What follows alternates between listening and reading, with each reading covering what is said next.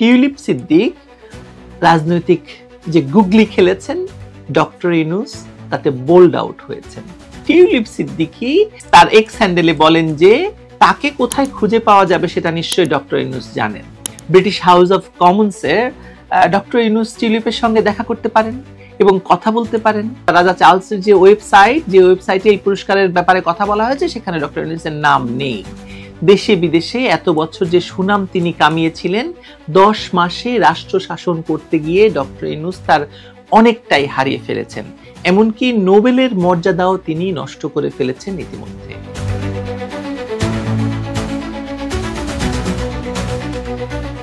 বাংলাদেশের অবৈধ ক্ষমতা দখলকারী অন্তর্বর্তী সরকারের প্রধান উপদেষ্টা ডক্টর ইউনূসের লন্ডন সফরকে তিতা করে দিয়েছেন বঙ্গবন্ধু শেখ মুজিবের নাতনি, ব্রিটিশ সরকারের সাবেক মন্ত্রী টিউলিপ রেজওয়ানা সিদ্দিক এমপি, 3 বারের নির্বাচিত লেবার এমপি ও যাকে ভবিষ্যতে ব্রিটেনের অর্থমন্ত্রী বা চ্যান্সেলর হিসেবেও কেউ কেউ মনে করতেন, তাকে বাংলাদেশে শেখ হাসিনার সরকার উৎখাতের পর থেকে যেভাবে ইউনূস এবং তার সাঙ্গপাঙ্গরা আন্তর্জাতিক এজেন্সি দিয়ে হেনস্থা করার চেষ্টা করে আসছিলেন, তাতে ইউনূসের পক্ষে নিট লাভ হয়েছিল টিউলিপের বিরুদ্ধে আনিত অভিযোগের সুষ্ঠু তদন্তের স্বার্থে মন্ত্রিত্ব থেকে স্বেচ্ছায় সরে দাঁড়ানোর ব্যাপারটা।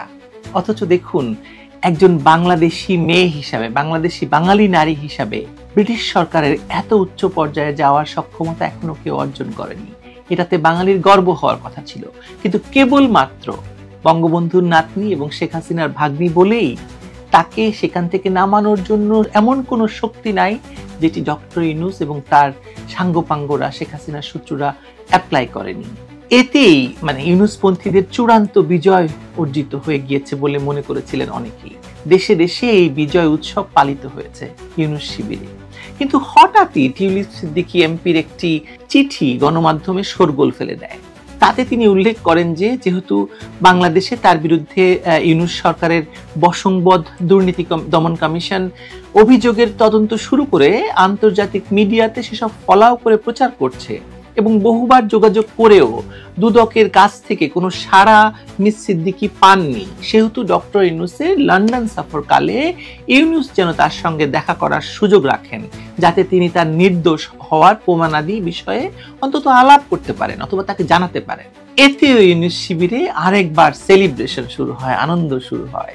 এই যে দেখো দেখো শেখ হাসিনার ভাগ্নি এবং এখন ইউনূসের পায়ে ধরতে চাইছে, এরকম স্ট্যাটাস দেওয়া হয়েছে সামাজিক যোগাযোগ মাধ্যমে। এই মাধ্যমের মাঝেই টিউলিপ সিদ্দিকী তার এক্স হ্যান্ডেলে বলেন যে তাকে কোথায় খুঁজে পাওয়া যাবে সেটা নিশ্চয়ই ডক্টর ইউনূস জানেন। ব্রিটিশ হাউস অফ কমন্সের ডক্টর ইউনূস টিউলিপের সঙ্গে দেখা করতে পারেন এবং কথা বলতে পারেন। এই যে জুলাই এর পর থেকে শুরু হওয়া টিউলিপ সিদ্দিক বনাম বাংলাদেশের অবৈধ সরকারের মধ্যেকার তথাকথিত দুর্নীতির বাহাস, তাকে পুরোপুরি টিউলিপ সিদ্দিক ঠেলে দিয়েছেন ডক্টর ইউনূসের কোর্টে। এখন ডক্টর ইউনূস যদি টিউলিপের সঙ্গে বা টিউলিপের এই আহ্বান মেনে নিয়ে টিউলিপের সঙ্গে দেখা করেন এবং টিউলিপকে তার বক্তব্য উপস্থাপনের সুযোগ দেন, তাহলে মিডিয়ার কাছে টিউলিপের বক্তব্য স্পষ্টভাবে পৌঁছার সুযোগ তৈরি হবে। আমরা জানতে চাই টিউলিপের আত্মপক্ষ সমর্থনে কি আছে, কি তথ্য আছে।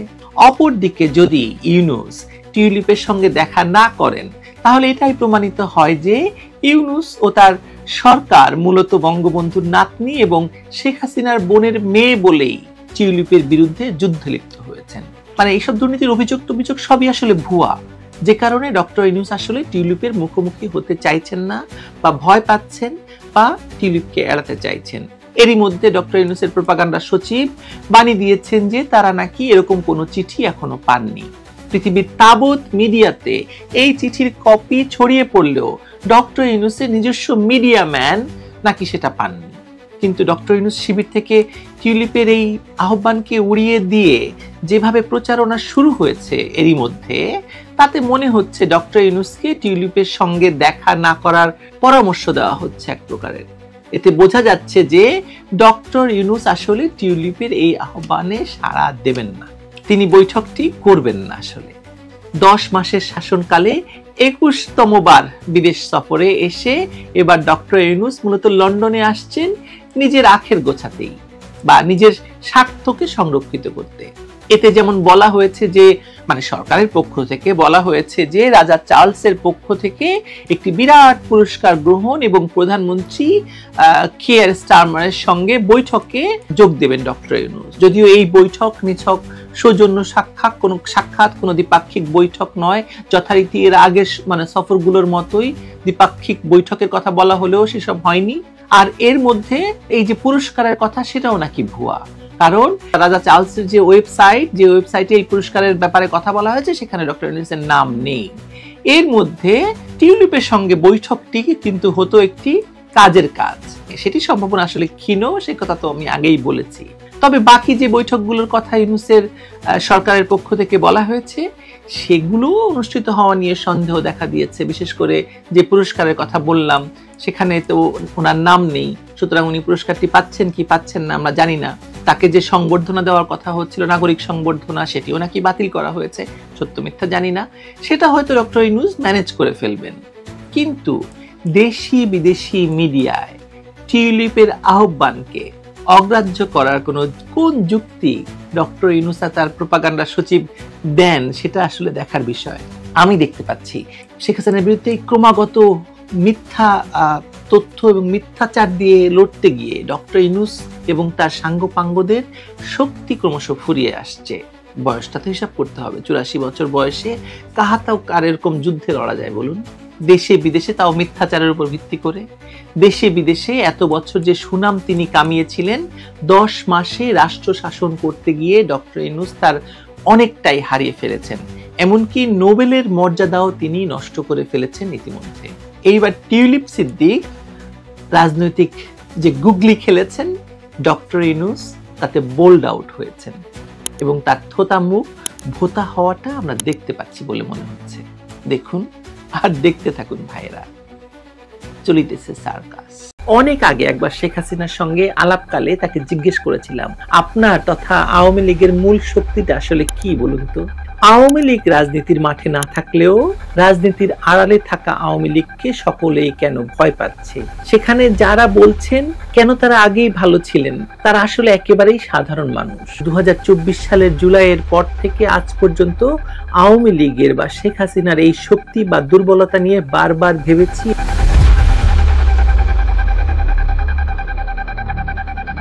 বিগত কিছুদিন ধরে কয়েকটি প্রশ্ন আমাকে অনেকেই করছেন, অনলাইনে এবং অফলাইনে।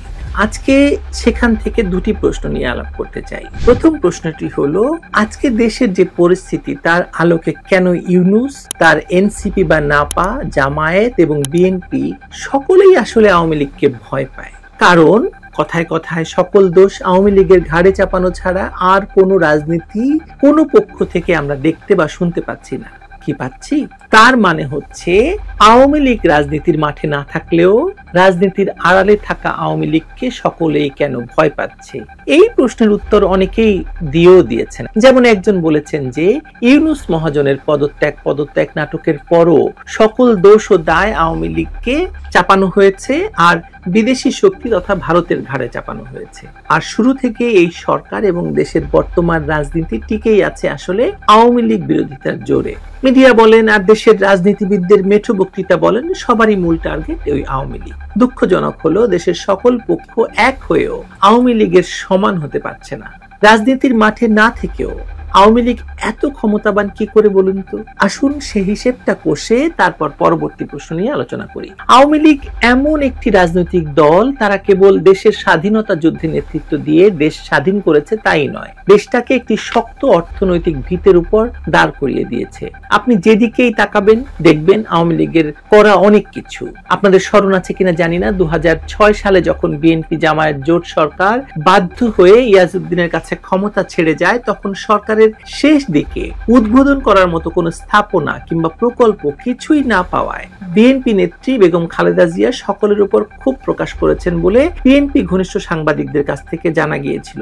এরকম রিপোর্টও তখন প্রকাশিত হয়েছিল। অপরদিকে 2024 সালের নির্বাচনের আগে আওয়ামী লীগ সভানেত্রী শেখ হাসিনা প্রতিদিনই শয়ে শয়ে প্রকল্প, যা আসলে তখন শেষ হয়ে গিয়েছিল এবং কিছু প্রকল্প তখন উদ্বোধন হয়েছিল, শুধু তাই নয়, দেশের অর্থনৈতিক মেরুদণ্ড এতটাই শক্ত ছিল যে বারবার বাংলাদেশকে শ্রীলঙ্কা বানানোর প্রকল্প ফেল হয়ে যাচ্ছিল আওয়ামী বিরোধী শিবিরের। এই যে এতদিন ধরে দেশে কোনো প্রকার বিনিয়োগ নেই, ২৭ লাখ মানুষ কার্যত বেকার হয়ে গিয়েছে, যার মধ্যে 18 লাখ নারী, দেশের ভেতরকার অর্থনীতির যেমন তেমন কোনো হেলদোল নেই, তবু দেশটা টিকে আছে কারণ শেখ হাসিনা শাসন আমলকে আমরা যতই সমালোচনা করি না কেন, অর্থনীতিকে শেখ হাসিনা শক্ত হাতে শক্ত ভিতের উপর প্রতিষ্ঠিত করতে সক্ষম হয়েছিলেন, যে কথা তার তীব্র সমালোচকরাও স্বীকার করতে বাধ্য হন।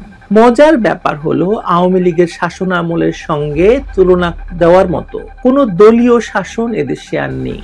এমনকি ডক্টর ইউনূসের মতো আন্তর্জাতিক মানের খেলোয়াড়ের প্রায় 10 মাসের শাসনকে তুলনা করলে তারা আওয়ামী লীগ শাসনকালের 1 মাসের কর্মযোগ্য সাধন করতে পারেনি। শেখ হাসিনা তার পুরো শাসনকাল জুড়ে একটি বিষয়কে প্রাধান্য দিয়েছিলেন, আর তা হলো দেশের সাধারণ জনগণ। কত ধরনের ভাতা আর সুবিধা যে তিনি তাদের জন্য দিয়েছিলেন তা নিয়ে আরেকদিন আলোচনা করব। সাধারণ মানুষ আজকে যে কথায় কথায় বলে আগেই ভালো ছিলাম, সেটা এমনি এমনি বলে না। সম্প্রতি একটি ফেসবুক পেজ দেখতে পাচ্ছি আগেই ভালো ছিলাম নামে। সেখানে যারা বলছেন কেন তারা আগেই ভালো ছিলেন, তারা আসলে একেবারেই সাধারণ মানুষ। এই সাধারণ মানুষের শক্তিকেই আওয়ামী লীগ বা শেখ হাসিনা এতদিন পুঁজি করে ক্ষমতায় টিকেছিলেন।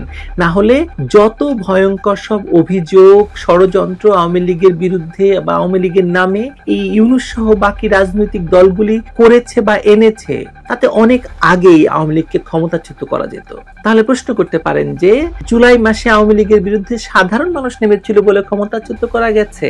না রে ভাই, আওয়ামী লীগের বিরুদ্ধে সাধারণ মানুষকে এখনো নামানো যায়নি, নামাতে পারেনি এই আওয়ামী লীগ বিরোধী রাজনৈতিক শক্তিগুলো। বরং জুলাইতে যে বা যারা সন্ত্রাসী তৎপরতায় রাজপথে নেমেছিল তারা আসলে দেশের শিক্ষিত অর্ধশিক্ষিত সুবিধাভোগী শ্রেণী, যারা রাষ্ট্রের সকল সুবিধা চায় রাষ্ট্রকে কিছু না দিয়েই। শেখ হাসিনা ও তার সরকারের বিরুদ্ধে দেশি বিদেশি অপশক্তিগুলি তাদেরকে খেপিয়ে তুলেছিল এমন মিথ্যাচার আর মিথ তৈরি করে যে এখন তারা যখন ভুল বুঝতে পারছে তখন তাদের আসলে কিছুই করার নেই, দেরি হয়ে গেছে। ফেসবুকে স্ট্যাটাস দেওয়া ছাড়া তারা আর কি বা করতে পারেন। ক্ষমতায় বসেই ডক্টর ইউনূস এখন সবচেয়ে বড় ফ্যাসিস্ট, সবচেয়ে বড় দুর্নীতিবাজ এবং সবচেয়ে ভয়ঙ্কর শাসক, যার একমাত্র অস্ত্র মব সৃষ্টি করে ক্ষমতাকে দীর্ঘায়িত করা এবং কথায় কথায় আওয়ামী লীগ ও ভারতের ভয় দেখিয়ে জনগণকে জিম্মি করা। এর বেশি কিছু কি আপনি দেখতে পাচ্ছেন? আমি পাচ্ছি না। এখন দ্বিতীয় প্রশ্নটিকে সামনে আনি। অনেকেই জানতে চেয়েছেন যে তাহলে আওয়ামী লীগের শক্তি আসলে কোথায়? আসলে আগে যে আলোচনা করেছি সেখানেই এই প্রশ্নের উত্তর দিয়েছি। তা হলো ডক্টর ইউনূস ও তার সহযোগী রাজনৈতিক শক্তিগুলোর আওয়ামী ভীতি আসলে আওয়ামী লীগের শক্তি। যতদিন ডক্টর ইউনূস, এনসিপি বা নাপা, জামায়াত এবং বিএনপি সহ বাম দলগুলি আওয়ামী লীগকে ভয় পেতে থাকবে, নিষিদ্ধ করার নাটক করতে থাকবে, ততদিনই আওয়ামী লীগ শক্তিশালী এবং শক্তিশালী থাকবে। আর এর সঙ্গে যদি যুক্ত করেন সাধারণ মানুষের সমর্থনকে, তাহলে আওয়ামী লীগ যে একটি অপ্রতিরোধ্য শক্তি সে কথা আপনি আপনার পাশের আওয়ামী বিরোধী কাউকে প্রশ্ন করেই দেখুন না, উত্তরটা ঠিক পেয়ে যাবেন। তবে আরেকটি শক্তি আওয়ামী লীগ সবসময় বহন করে চলে, সেটা আর কিছুই নয়, বাংলাদেশ, স্বাধীনতা, মুক্তিযুদ্ধ এবং বাঙালি জাতীয়তাবাদ। অনেক আগে একবার শেখ হাসিনার সঙ্গে আলাপকালে তাকে জিজ্ঞেস করেছিলাম, আপনার তথা আওয়ামী লীগের মূল শক্তিটা আসলে কি বলুন তো? তিনি কিছুই না ভেবে বলেছিলেন জনগণ। কিন্তু অন্য একটা কাজ করতে করতে হঠাৎই বললেন যে শোনো, আওয়ামী লীগের শক্তি বা মূল শক্তি যাই বলো না কেন তা হলো মুক্তিযুদ্ধ এবং বাংলাদেশ। আবার আওয়ামী লীগের দুর্বলতাও এই মুক্তিযুদ্ধ এবং বাংলাদেশই। মুক্তিযুদ্ধ ও বাংলাদেশ প্রশ্নে আপোষ না করায় আওয়ামী লীগকে যেমন ক্ষমতায় বসায় জনগণ, তেমনি বারবার মুক্তিযুদ্ধ এবং বাংলাদেশ প্রশ্নে আপোষ না করার জন্যই আওয়ামী বিরোধী শক্তি আওয়ামী লীগকে ধ্বংস করতেও চায়। 1975 সালে বঙ্গবন্ধুকে সপরিবারে হত্যা বলো, যে হত্যা বলো, সবই হয়েছে পাকিস্তানপন্থী বাংলাদেশ, মুক্তিযুদ্ধ এবং স্বাধীনতা বিরোধীদের হাতে। 21শে আগস্ট বলো, আর আমাকে যারা করতে চায় তারা কেন আমাকে করতে চায়? কারণ এখনো পর্যন্ত মুক্তিযুদ্ধ আর বাংলাদেশ প্রশ্নে আমি কোথাও কোনো আপোষ করিনি এবং করব না। শেখ হাসিনার এসব কথা কখনো খুব গভীরভাবে আমরা আসলে ভেবে দেখিনি। কিন্তু 2024 সালের জুলাইয়ের পর থেকে আজ পর্যন্ত আওয়ামী লীগের বা শেখ হাসিনার এই শক্তি বা দুর্বলতা নিয়ে বারবার ভেবেছি এবং ভেবে এই সিদ্ধান্তে আমি উপনীত হয়েছি যে একজন দেশপ্রেমিক নেতা কিংবা একজন রাজনৈতিক দলের প্রধানের শক্তি যেমন তার দেশ এবং দেশের স্বাধীনতা, সার্বভৌমত্ব, সেরকম এগুলোই তার দুর্বলতাও। জনগণ যেমন এগুলোর জন্যই তাকে বা দলটিকে ক্ষমতায় বসায়, তেমনি দেশের শত্রু আর জনগণের শত্রুরা এজন্যই তাদেরকে ক্ষমতাচ্যুত করে। লক্ষ্য করেছেন যে জুলাইয়ের পর থেকে যেভাবে মুক্তিযুদ্ধ আর বাংলাদেশের স্বাধীনতা এবং সার্বভৌমত্বকে কম্প্রোমাইজড বা অপমানিত করা হয়েছে, এতটা অপমান বা কম্প্রোমাইজ কি মুক্তিযুদ্ধ এবং বাংলাদেশকে এর আগে কখনো হতে হয়েছে? না, হয়নি। যদি এখনো আপনি এই অপমান, এই অশ্রদ্ধা ধরতে না পারেন কিংবা না বুঝে থাকেন, তাহলে আপনি আজকের ভিডিওটি আরো কয়েকবার দেখুন এবং বোঝার চেষ্টা করুন। আপনার জ্ঞান চক্ষুর উন্মোচন ঘটুক। আওয়ামী লীগের শক্তি ও দুর্বলতাকে আমি এভাবেই দেখি। আপনি আমার সঙ্গে একমত হবেন তার কোনো প্রয়োজন নেই, কিন্তু আপনি কিভাবে দেখেন ব্যাপারটি জানাতে ভুলবেন না।